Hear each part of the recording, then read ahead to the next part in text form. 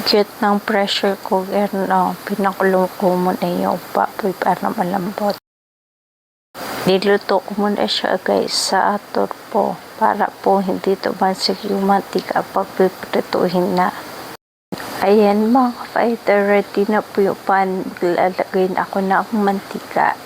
Medyo madaming mantika lang po para ma-deep fry po yung ating piprituhin na baboy. Kung mainit na mainit yung mantika, wala na po yung mga bubbles. Make sure ko muna na mainit yung mantika dun sa pan. Pag piprito na po ako, naglagay na po ako ng baboy na piprituhin. Play po muna para maluto yung kabilang part.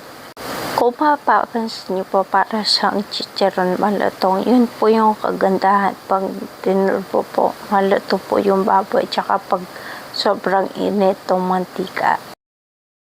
Pag piniprito po, dapat sobrang init ng mantika para saglit lang po siya piprituin. Tsaka hindi po tumatasik mantika kung papasin ninyo kasi naturbo na po.